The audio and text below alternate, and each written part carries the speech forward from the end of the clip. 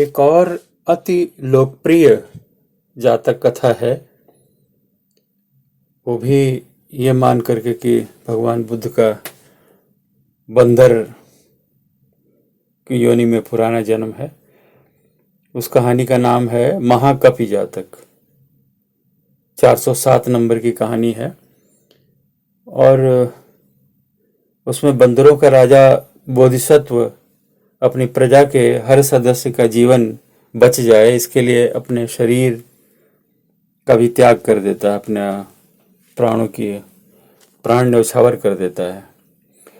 और इस कहानी को लेकर बहुत अजंता एलोरा की गुफाओं में भी शायद इसके चित्र हैं और भी बहुत सी जातक कथाएं हैं वो अजंता एलोरा की, और उन कहानियों का खुलासा कभी मैं बात करूंगा जो अजंता एलोरा की गुफाओं में बनी हुई हैं। पर आज इस महाकपि जातक के बारे में जो खुलासा करना है तो उसमें ये बताना है कि भगवान बुद्ध का जो पूर्व जन्म इसमें माना गया है उसमें बोधिसत्व जो है परोपकार करते हुए अपने प्राणों की बाजी लगाते हैं। अब ये कहानी एक बार भी कोई आदमी सुन लेता है या पढ़ लेता है तो फिर भूलता नहीं है, कुछ ना कुछ उसके अंश याद ही रह जाते हैं। तो लीजिए पहले प्रोफेसर ऋतुराज की आवाज में ये कहानी सुन लेते हैं।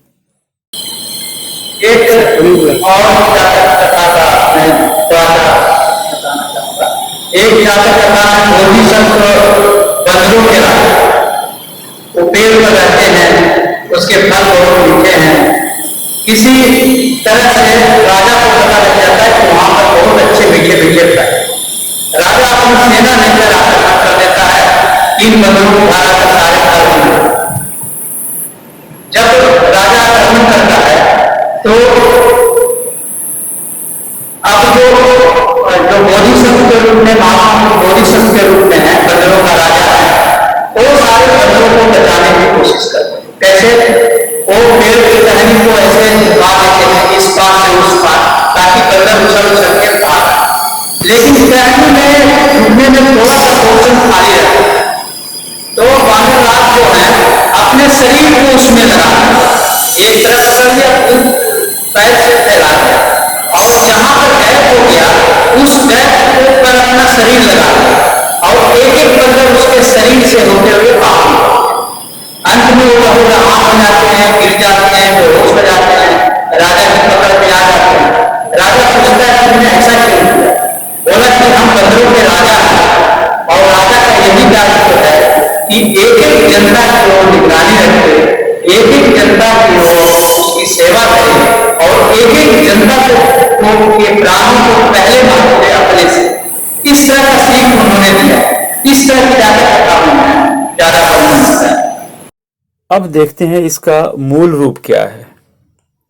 अब ये जातक कथा जो ग्रंथमाला है उसके चौथे खंड में संकलित है और कहानी की जो रचना हुई है ये जेतवन विहार में रची गई है। अब देखिए इस कहानी की जो गाथा है, अभी कहानी का जो ये पहली पंक्ति में ही इसके बारे में मिल जाती कि गाथा जो है वो गाथा गाई भगवान बुद्ध ने गाई। अत्तानम संकमम कत्वा योसोत्थिम समारयिम किम त्वम तेसम किमे तुह्यम हुंती एते महाकपि ती। अब इसका अर्थ ये हुआ, हे महाकपि, तुमने स्वयं को संकट में डालकर जो इन्हें सकुशल अपने ऊपर से पार उतारा, इनसे क्या संबंध तुम्हारा है और इनसे तुम्हारा क्या? तो अब ये दो लाइनें हैं, इनमें कहानी का अंश हमको मिल जाता है और इसको स्पष्ट करने के लिए बुद्ध घोष ने इसके ऊपर एक कहानी की संरचना खड़ी की। लेकिन इसका गूढ़ अर्थ तभी समझ में आता है जब ये पूरी की पूरी कहानी को हम समग्रता में पढ़ते हैं। अब कहानी को स्पष्ट करने के लिए बुद्ध घोष ने पहले वर्तमान कथा बनाई। अब वर्तमान कथा में लिखा है कि आप भद्रसाल जातक, जिसकी संख्या 465 है, उसमें जाएं, तो वहां जो है वो कथा आपको विस्तार में मिल जाती है कि इसकी वर्तमान कथा क्या है। अब आइए 465 पर चलते हैं। तो 465 में सूचना मिलती है कि बुद्ध ने अपनी जाति यानी शाक्य वंशी क्षत्रियों के उपकार हेतु बहुत कुछ किया। एक लंबी कहानी है इसमें कि कौशल नरेश जो प्रसेनजीत हैं, उन्होंने शाक्य वंशियों से एक कन्या मांगी थी। अब वो शाक्य वंशी जो है वो ऊंची जाति के होते हैं और प्रसेनजीत निचले दर्जे का क्षत्रिय था, इसलिए महानाम ने, जो शाक्य वंशियों का प्रमुख था, उसने अपनी दासी की लड़की जो है, उसका नाम वासव खत्तिया लिखा हुआ है, तो वासव खत्तिया उसको धोखे से कह करके ये हमारी कन्या है और उससे विवाह कर दिया। अब इस बात का पता जो है वो बहुत बाद में, जब उसका बेटा, वासव खत्तिया का बेटा विदूढ़व जब जवान हो गया है, तब उस बात का पता चलता है कि प्रसेनजीत को दासी कन्या दी गई थी। अब प्रसेनजीत जो है इस बात पर बहुत नाराज होता है और वो जो है उसके सारे अधिकार छीन लेता है, पटरानी के और राजकुमार विदूढ़व के। तो फिर बुद्ध जो है उस का मनोमालिन्य दूर करते हैं प्रसेनजीत का कट्टहारी जातक सुनाकर। अब उसकी चर्चा फिर मैं कभी करूंगा कट्टहारी जातक की, लेकिन उस का प्रबंधन जो है प्रसेनजीत की इस मनोअवस्था का प्रबंधन वो कट्टहारी जातक सुना के करते हैं। अब उनका पूर्वत जो अधिकार थे वो पूर्वत बहाल हो जाते हैं। और दूसरा उपकार शाक्य वंशियों पर यह करते हैं कि जब विदूढ़व जवान अपने जवानी में अपने अपमान का बदला लेना चाहता है और सारे शाक्य वंशियों का खून बहा देना चाहता है और अपना सेना लेकर के निकल भी पड़ता है, और बुद्ध जो है उसको 3 बार रोकते हैं। इसकी चर्चा जो है वो भिक्षु अब जेतवन विहार में कर रहे हैं कि बुद्ध जो है वो अपनी जाति का बहुत उपकार करते हैं। अब देखिए इसमें समस्या क्या है, ये तो कोई बहुत बड़ी बात नहीं है, लेकिन इसमें समस्या ये है कि एक तरफ जो बुद्ध हैं वो तो कहते हैं कि भाई आसक्ति छोड़ दीजिए, अपनी जाति बिरादरी, अपनी अब जो प्रव्रज्या लेकर के बिहार में आए हुए हैं वो अपना सारे संबंधों को त्याग चुके हैं, और यहाँ स्वयं शास्ता जो हैं वो अपनी संबंधों को लेकर के चिंतित हैं, उसके लिए सब कुछ कर रहे हैं। तो ये उन पर एक तरह से आक्षेप है भिक्षुओं द्वारा कि मतलब ये अपनी जाति के बारे में, माने बहुत ही फेवरेटिज्म या अपनी जाति के बारे में बहुत ज़्यादा संवेदनशील है इस ढंग से। अब इसका प्रबंधन करना है, शास्त्रा को ये बताना है, तो वो एक कहानी सुनाते हैं। अब ये जो अतीत वथु आप पाएंगे कि अतीत वथु की एक अपनी शैली है। पूर्व समय में वाराणसी ब्रह्मदत्त के राज्य करते समय ये एक कॉमन सेंटेंस आता है और उसमें बोधिसत्व का एक जन्म होता है। एक बोधिसत्व इसमें जो है बंदर की योनि में पैदा हुए और उसमें 500 हाथियों का बल और 80,000 बंदरों का मुखिया था बोधिसत्व। अब देखिए ये भी एक भाषा जो है अलंकारिक भाषा। 500 हाथियों का बल कोई नापा नहीं और बंदरों को कोई गिना नहीं, लेकिन ये कहने की एक शैली है कि मतलब काफ़ी बलशाली थे और उसके मुखिया थे। तो होता क्या है कि एक ये जहाँ हिमालय में रहते हैं वहाँ एक बहुत अच्छे मधुर आम के फलों का समझिए कि पेड़ है, उसके आम घड़े जितने बड़े हैं, ये कहानी में आया है। तो बोधिसत्व हमेशा इस बात का ध्यान रखता है कि कहीं ये जो फल है ये गंगा नदी में गिर के और वहाँ नीचे चला गया, मनुष्यों को पता लग गया तो वो हम पर संकट आ सकता है। लेकिन कुछ ऐसा होता है कि एक फल छुपा रह जाता है और वो पक के पानी में गिरता है और वाराणसी तक पहुंच जाता है बहते बहते, और वहाँ जो है मछुआरे देखते हैं कितना बड़ा बल है, तो बिल्कुल फल नया नए ढंग का है, तो वो राजा को भेंट करते हैं और इनाम पाने के इसलिए राजा पता करता है कि भाई फल ये कहाँ से आया है, और इसको खोजने के लिए वो अपना वो एक सेना के साथ वो पहाड़ों पर चढ़ता जाता है कि पता करते हैं कि फल इस ढंग का कहाँ पर है।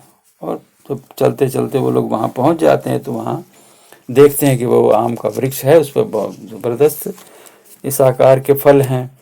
और ये जो बंदर हैं ये आधी रात को वहाँ आते हैं आम खाने के लिए। अब इस फल के वृक्ष को तो सेना ने घेरा हुआ है, धनुर्धारियों ने घेरा हुआ है। अब जैसे बंदर आते हैं तो ये धनुष खींच लेते हैं कि भाई जो भी बंदरों को मार देंगे हम लोग। तो इनमें एक जो इस समूह है इसमें एक डर फैल जाता है कि अब हम लोग बचेंगे नहीं। वो बोधिसत्व के पास जाते हैं कि हमारी रक्षा कीजिए, और बोधिसत्व इसमें दिखाया है कि अपना किस तरह से वो उपाय लगाता है, एक लता से कूदता है और बीच में जो गैप रह जाता है उसमें अपने शरीर को अब वो आगे गाथाएं आएंगी, मैं आपको उसका अर्थ बताऊंगा, लेकिन वो उसमें अपने शरीर के ऊपर से सारे बंदरों को कहता है ये चुपके सारे उसके शरीर से निकल जाते हैं। और उसमें दिखाया है कि एक देवदत्त भी है। अब एक बंदर देवदत्त जैसा वो इतनी जोर से उछलता है उसके शरीर पर कि बोधिसत्व की जो कलेजा है वो चूर चूर हो जाता है, लेकिन फिर भी वो किसी तरह से वो सारा ग्रुप उनका निकल जाता है।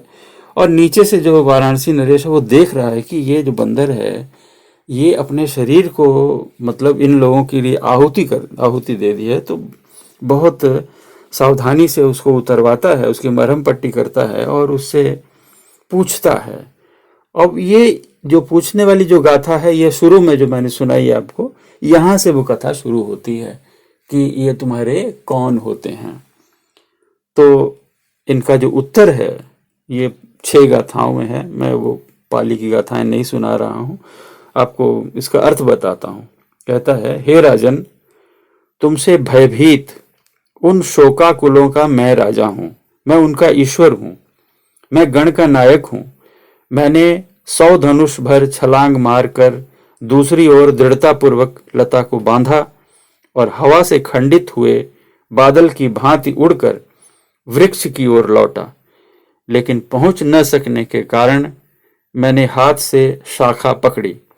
इस प्रकार मैं शाख और लता के बीच में फैला था और बंदर मेरे ऊपर से चलकर सकुशल चले गए।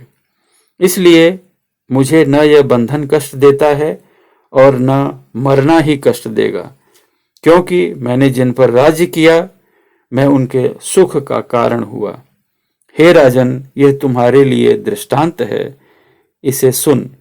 जो बुद्धिमान क्षत्रिय राजा है उसके द्वारा राष्ट्र को, रथों को, सेना को, निगमवासियों को, सबको सुख प्राप्त होना चाहिए। बोधिसत्व की लीला जो है वो समाप्त हो जाती है, उसका राजकीय सम्मान से के साथ दाह संस्कार किया जाता है, चैत्य बनाया जाता है वगैरह वगैरह। अब आज के हिसाब से भी आप उसमें जोड़ सकते हैं, पर जो जातक कथा की अंतिम पंक्तियां हैं उनमें फिर एक शैली है कि शास्ता ने यह धर्म देशना सत्यों को प्रकाशित कर जातक का सामंजस्य उपस्थित किया। उस समय राजा आनंद था, दुष्ट कपि देवदत्त था, परिषद बुद्ध परिषद थी, कपिराज तो मैं था। अब यहाँ बोधिसत्वकालीन और बुद्धकालीन जो पात्रों का मिलान किया गया है, तो उसमें वाराणसी नृप जो ब्रह्मदत्त था उसको बता दिया कि आनंद है। जो 80,000 बंदरों की परिषद का जो बताया गया उसमें 80,000 बंदर, वो बता दिया कि आज की बुद्ध परिषद है। और जो खार खाने वाला बंदर था उसमें उसको बता दिया कि देवदत्त है, जबकि हकीकत में देवदत्त का तो जेतवन विहार में प्रवेश ही नहीं हो सका था। लेकिन अब जहां भी विलेन के रोल में आता है तो वो देवदत्त का नाम आ जाता है वो हर कहानी में। तो जो कपिराज थे वो बोधिसत्व थे, और बोधिसत्व कौन था? वो मैं था। तो जो राजा की सेवा के जो वहां धनुर्धारी थे और जो सेना वाले था वो सब कहाँ जन्मे, वो सब क्या थे, उनके बारे में कोई सूचना नहीं है। और जो वो 80,000 भिक्षु तो यहाँ थे नहीं जो जेतवन में, तो जो 80,000 बंदर है उनको ये बता दिया गया। तो ये मतलब ये कोई इतिहास या ऐतिहासिक तथ्य नहीं है, या कोई एक वैज्ञानिक या जन्मों का हिसाब किताब मिलाने का उद्देश्य नहीं है। ये एक कथा है और इसके एक बुद्ध की प्रबंधन की इसमें बात की गई है। तो इसमें बुद्ध की प्रबंधन ये दिख रहा है कि जो प्रजा में है उसमें दुष्ट और खार खाने वाले भी होते हैं, ओबीडियंट भी होते हैं, हर प्रकार के एलिमेंट्स होते हैं। अब राजा जो है वो सबका कल्याण करता है, सबको अपनी देह पर झेलना पड़े तो भी झेलता है। तो इसको क्या अपनी जाति वालों के प्रति आसक्ति कहा जा सकता है कि राजा का, कि ये कहा जाए कि राजा का अपनी प्रजा के प्रति दायित्व है? तो दूसरे शब्दों में बुद्ध ये समझा रहे हैं कि ये जो शाक्य वंशियों से मेरा अतिरिक्त प्रेम या लगाव जो है वो जाति से नहीं है, इस ये बोल के रक्षा नहीं कर रहा हूं। अब दूसरी जाति के होते तो भी मैं इतना ही बेचैन होता। बाकी आनंद को इसलिए यहाँ राजा बताया गया कि भाई जेतवन के राजा तो तुम हो, अब तुम्हारा जो है प्रजा, जो यह भिक्षु संघ है, इसके लिए जो दायित्व बनता है उसे तुम्हें समझना चाहिए, और प्रजा के सुख और कल्याण के लिए, इनकी सुविधा के लिए ये पूरी जिम्मेवारी राजा की होती है, इसलिए ये दायित्व तुम्हारा है। तो इस ढंग से बुद्ध की प्रबंधन की बातें भी जातक कथा में हमें प्राप्त होती हैं। और हम 547 कथाओं में इसी का निर्वाह बार बार हुआ है कि सम्यक का जो प्रबंधन है, जो सम्यक की बात है, वो लोगों को समझ में आ जाए। धन्यवाद।